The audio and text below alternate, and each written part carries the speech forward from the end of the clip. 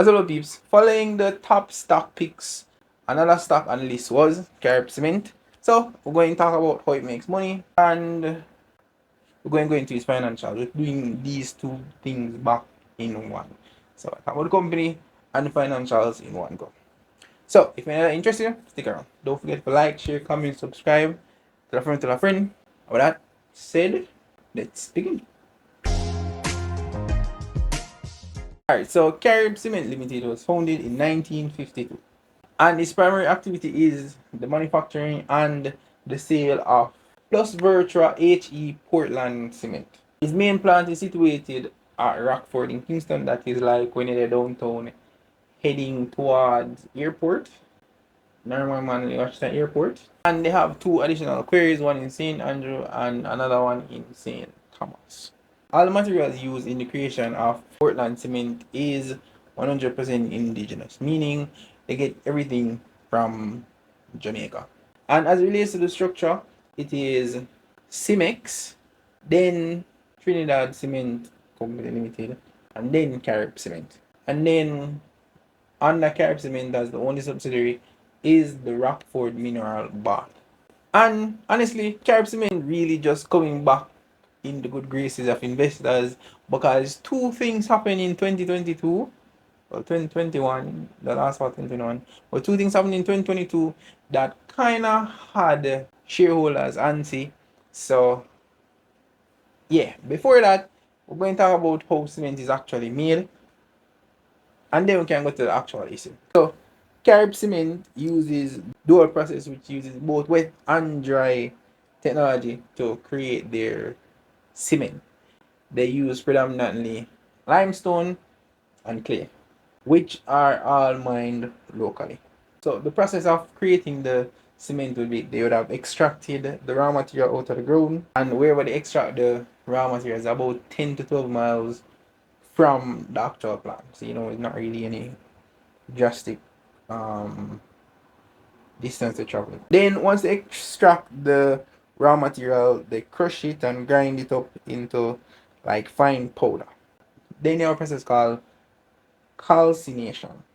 Long and short of the whole calcination process is just having the raw materials heated at a very high temperature, and then the following process of that is clinker cooling. So once the materials are heated, they start to form clinkers, and in the clinkers have to be cooled.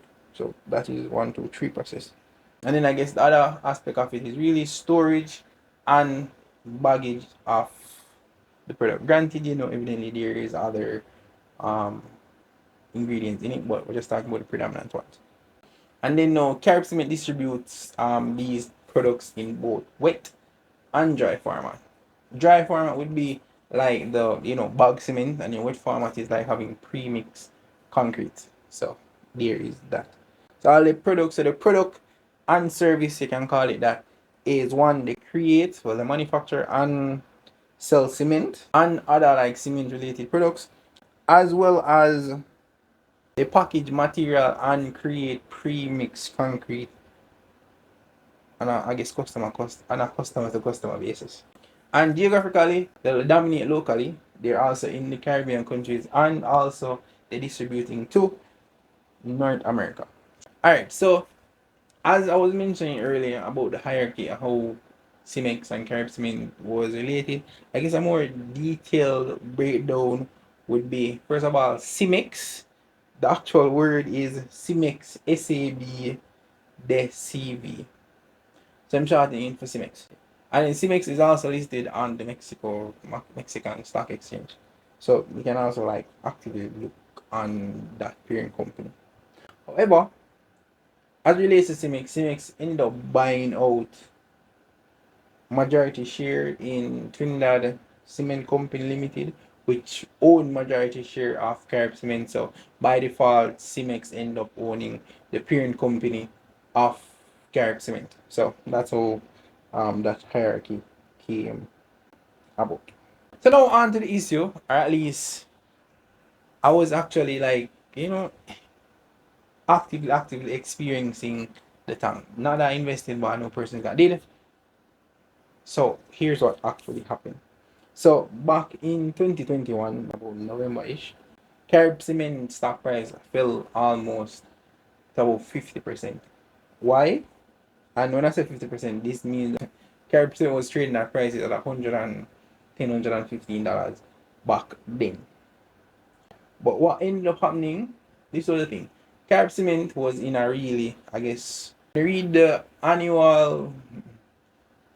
documentations that they provide, you can see that, well, Cimex really just did help them to revamp.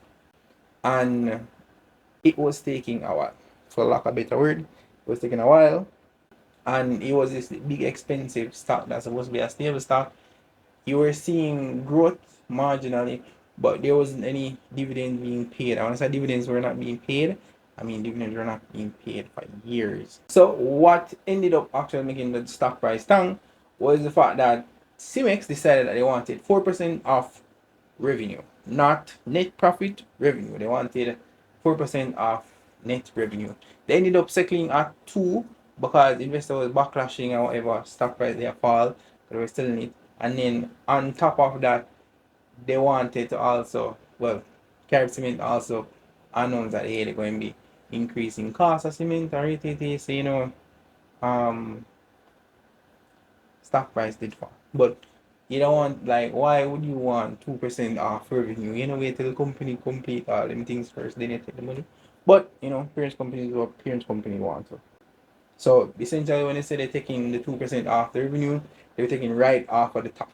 It means so the first line of income, they might take from there. So and I did do the check. They did say 2%, well 4%. When we do maths that maths in. But them categorize everything and then when I looked in the footnotes, it never really like clearly elaborate how much was from royalties. It just was a line for a management fee and then no royalties and something. So I'll still show it in the financials. Uh but yeah. Granted, no Carib Cement is a different company and you can see that it has actually started paying dividends. It started paying dividends. I think the earliest was 2022. So 2022. So bear in mind, before 2022, it was years. And when I say years, it was years. When I look at JC, like it's only those three showing. So it means that they haven't been paying dividend in a very, very long time. I remember saying them on the market from John was a little boy. So no Cimex gets royalty. So Cimex, I think Cimex, TCL, and another company, they get some managerial fees. I'm gonna put them on the screen. I record with my phone so we can't share. So there's that. We put them on the screen. So they get managerial fee. I guess Cimex one comes right up at the top. So there is that. And honestly, that is it. There's not really much to say. Them sell cement, and sometimes the simplest companies are some of the best companies. Just like Toll, if you ever cross the Toll, you see me. So granted, they have been expanded. I think it's $4.2 billion worth of improvement they have injected into the company to make them more efficient. But outside of that, just really that. So essentially, them sell cement. When you're looking at a company like these now, you have to like look at infrastructures and how the economics stay and then something there. And I'm just doing a review of the stock. So we're going to go to the financials. But as I say, them sell Portland cement, they sell both wet and dry cement. The wet one is on a customer basis. So maybe a contractor want wet cement mix up one thing rather than have man on site to push trouble. So there's that. And they are, I think, actually the sole producer. They have other persons that sell cement in other parts of the countries, but it's not necessarily them producing them importing. So for example, CHL buying house cement. So there is that. Um but yeah, so that's really it for Carib Cement.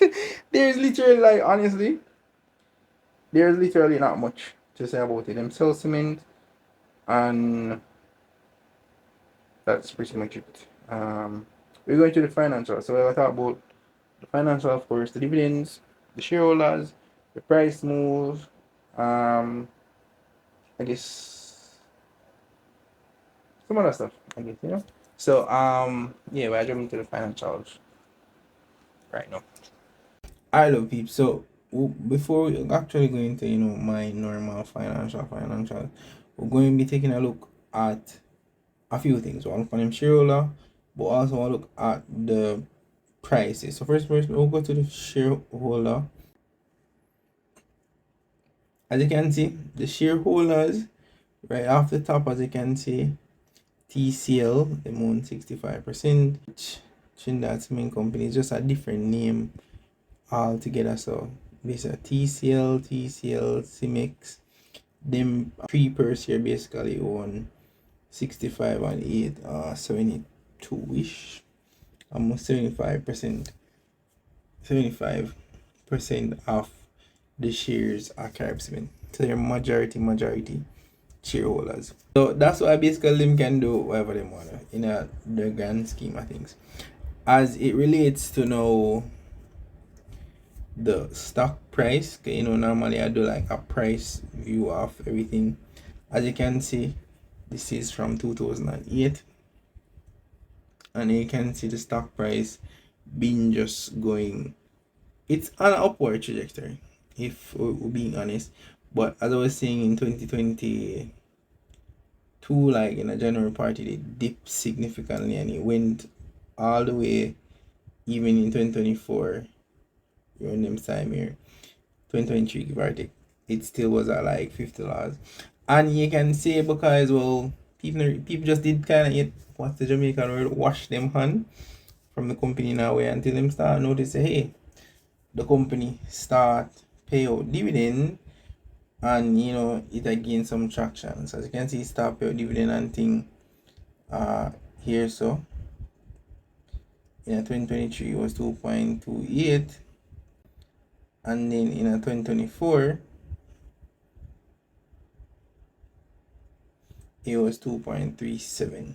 So yeah, so from then now you see the stock price kind of trickle back on an upward trajectory. Mean say the highest point it's ever been was like $1.16. So it have a little way for actually go before it reach back to that point. But anyways, more jump to the actual financials. I've been working on something, so it now go look as much different sheets. So I already show the price action already, and I have a Excel that I'm working on that like value stocks to run through. So we're going to take a look at that afterwards. However, we're just going to look at normal stuff. So first thing first, you can see say revenue, it especially from 2022, it's been gradually going up and up. Plus bear in mind these are thousands of Jamaican dollars.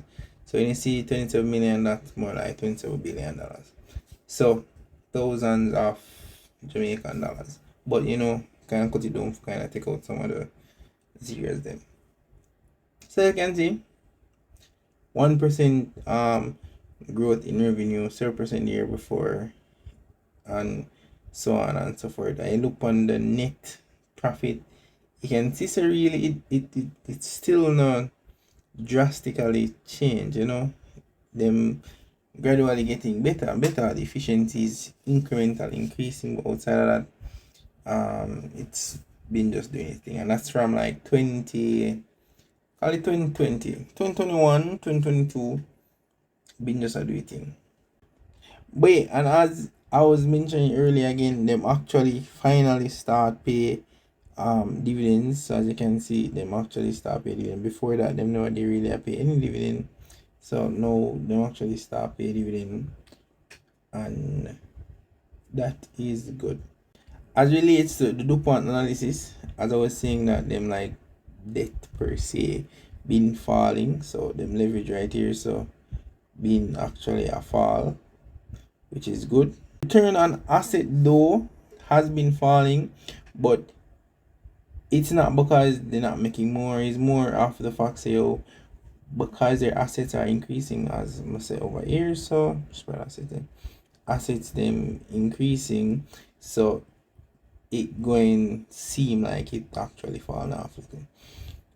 This just also means that the proportion at which their assets are growing is not proportionate to how efficient it has been. Maybe delaying or the growth of the assets just not proportionate to the growth of the revenues. As it relates to now the return on equity and the profit margin, they've been relatively close. Honestly, like give or take a few percentage, 1 to 3%, they've been apart year by year, basically. So nothing really major there. So they've been maintaining the 20% ish mark. So 21% profit margin, which is good, especially for a manufacturing company. Not going like is good for that margin. So yeah, normally I look on like 5, 4, 10%, 15% at best. So for have 20%, and if you look on back them in 2020, they were like around the same, you know, standard mark. But now they have, gradually increased and now they're up 21%. And return on equity now, granted it hasn't been an upward trajectory, but is still a grow regardless. Now we have two things. We have Altman Z score and Altman Z score. I have the cash conversion cycle. So for the Altman Z score, we just want something over 3. Means say oh it is good. It don't have any signs actually going bankrupt anytime soon. And that is what we're looking for. And as you can see, even while they were still in the recovery phase from 2020, going through and through, they've been going good. Matter of fact, in COVID, there was so much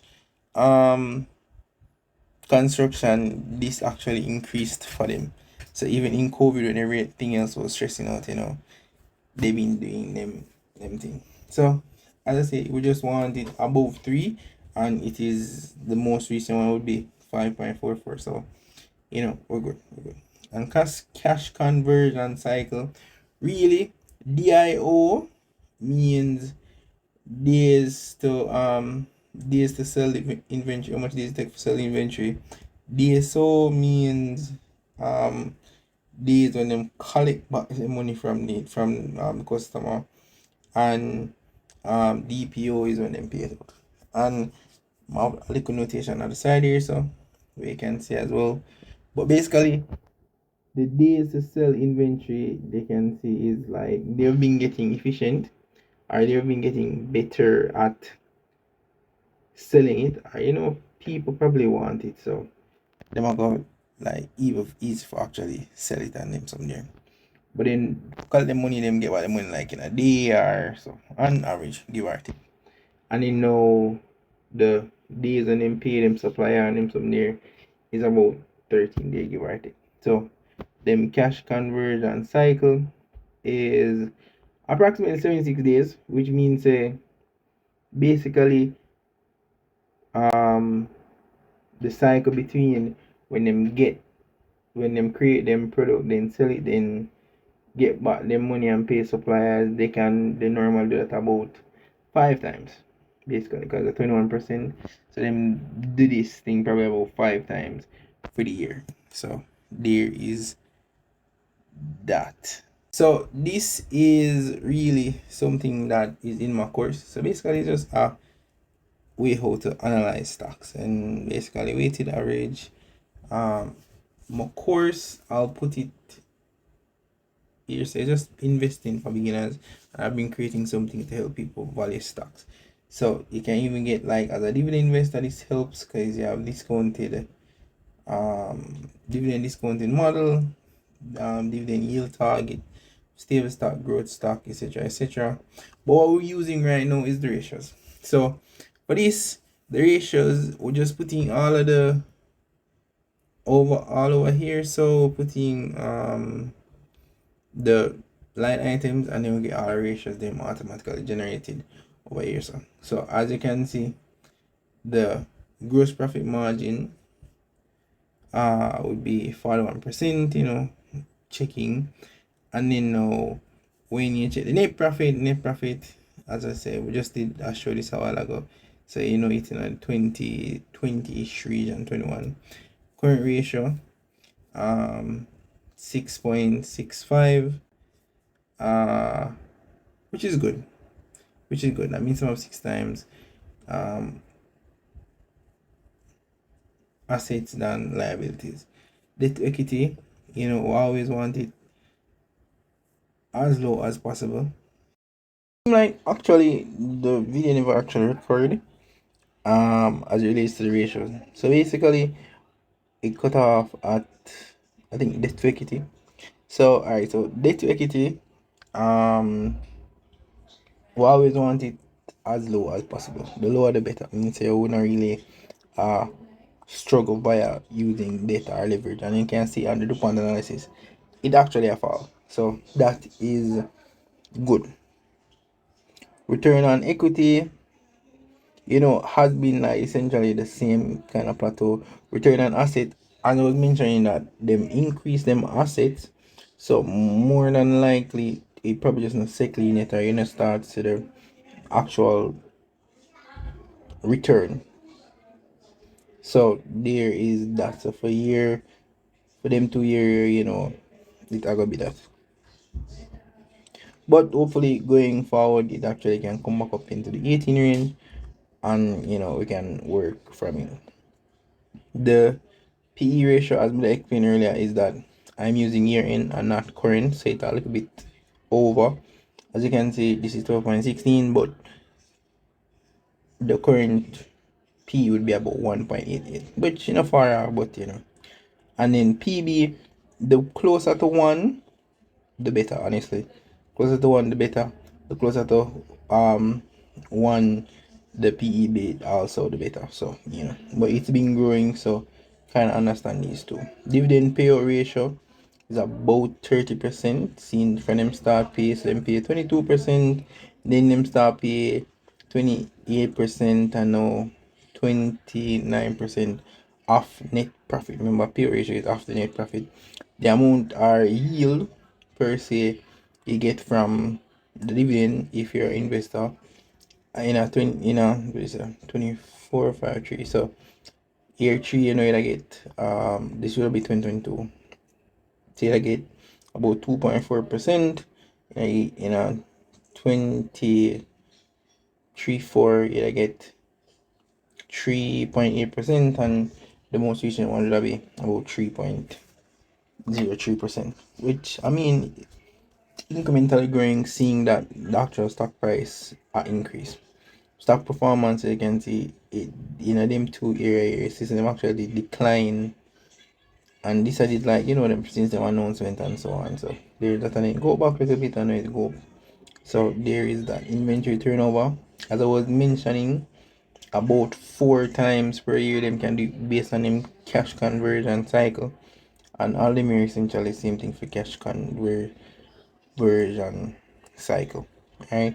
And the book value per share is 33.27, and this is as a year in. So it might be a little bit off compared to like what would be exactly right now. So there is that, and you can see the book value being just an increase year by year. So based on this, you can probably expect it to be about maybe 37, 38, probably 40 going into the following year. So there was that. Alright, so I just find back where I said. So remember, I was saying that back in 2021, basically they made the announcements, say going forward for 2022 and 2020, 23, different things would happen per se as it relates to the royalty, etc. etc. I'm trying to find it back. It look like it changed. So over here, so you can see the line item here, basically a managerial fee. That's what everybody did have, I guess, through and through. I think managerial fee and another thing, but it basically fall.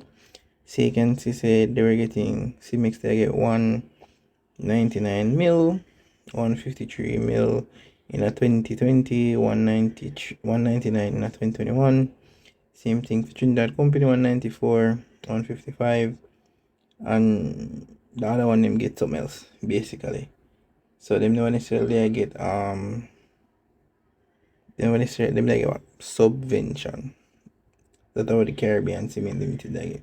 But now if you look over here, so with the same managerial fee and royalty fee, you can see now that CIMEX no longer gets that. And I feel that this is 2 years.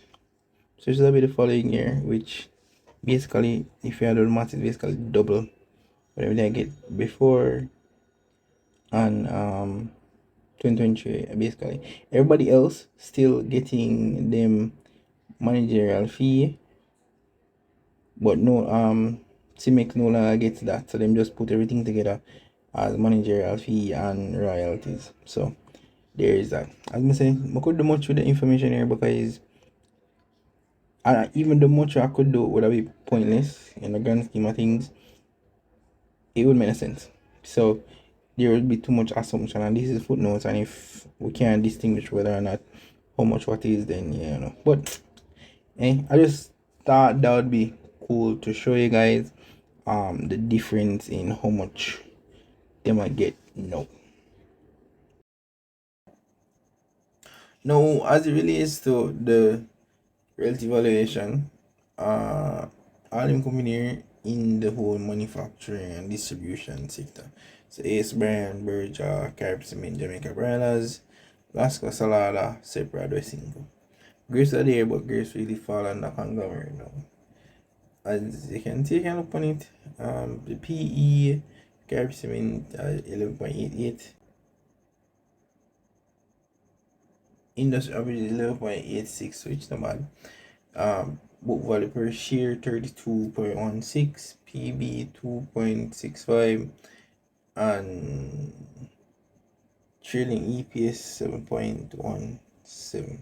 So basically, the relative valuation for Carib Cement, the fair value as it relates to the PE would be 85.03, and as it relates to the PB would be 75.25. So you average it, basically the fair value would be 80.14. Currently the stock price is at 83.05, but you know, relative valuation just mean compared to the market. And honestly, them here seem close. The industry seems pretty on par. So yeah, it's close enough. But I'm saying relative valuation is just comparing what's in the market as right now. So it's not like a direct valuation. So do that. I mean, real, of course, this is financial advice. But of course, this is it. Thank you guys for watching. Don't forget to like, share, comment, subscribe, tell your friend for a friend, and as always, catch you next video. I love you guys. Peace.